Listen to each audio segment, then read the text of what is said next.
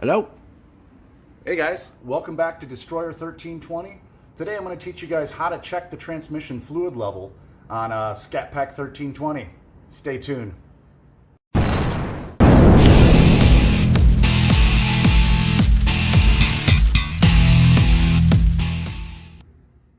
So checking the transmission fluid on the 2019 Dodge Challenger Scat Pack 1320.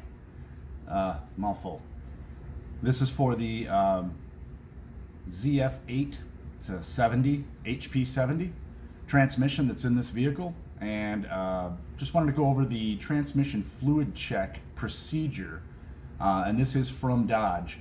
If you do a quick search on it, you can actually find the owner's manual, and it will go through this as well. So let's get into it. To check your transmission fluid level, it's not an easy process. Not something you just, I'm going to check it. It's going to take some time. So the transmission temperature has to be between 86 and 120 degrees. It takes an 8mm Allen to loosen the plug, and I'll pop up a thing right about now that shows you where the plug is located on the transmission. It's on the passenger side of the vehicle towards the back of the transmission. You'll see on the bottom, you'll see a little circle, and you go just up to the side, and that's where your plug is located.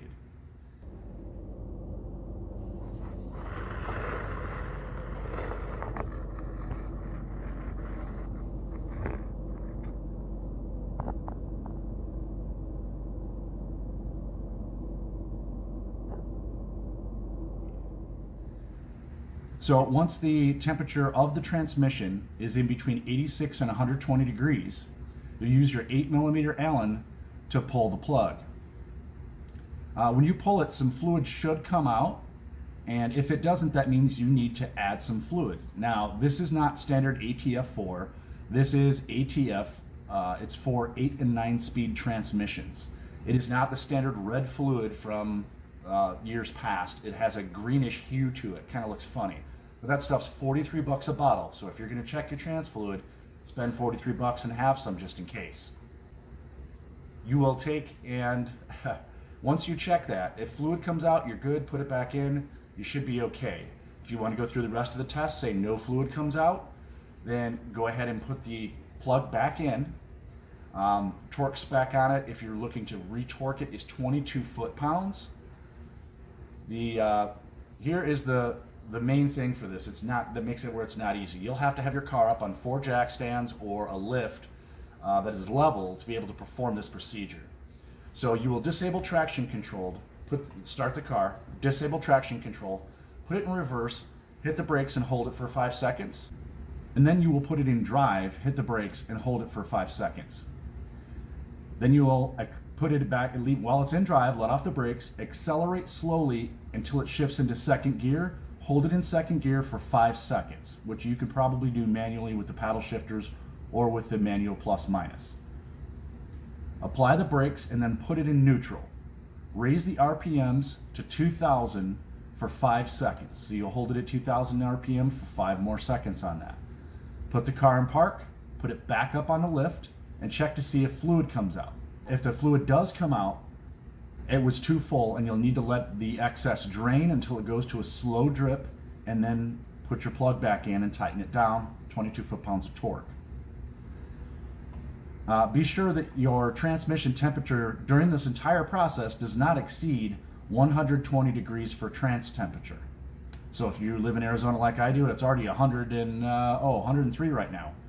So not a good place for me to try and check that. There is one other thing with these vehicles. It's a thermostatic bypass for the transcooler. The transcooler is mounted up behind your radiator.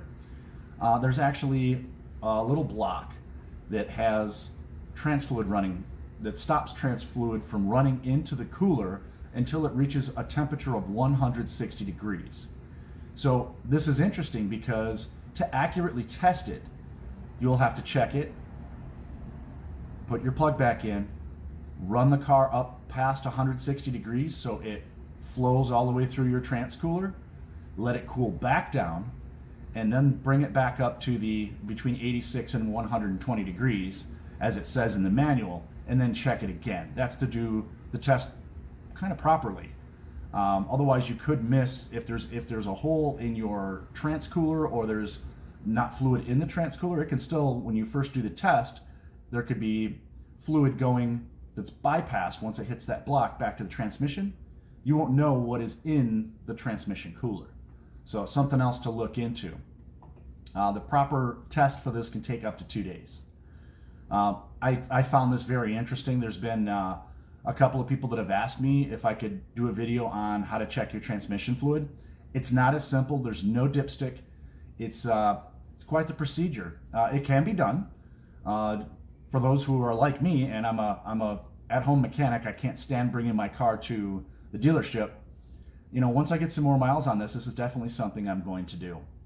Appreciate you guys watching the videos. Don't forget, hit subscribe, click the like button, hit the little bell, and tell your friends about it. I also have a Teespring store. I sell t-shirts. It's Destroyer 1320 Gear on Teespring.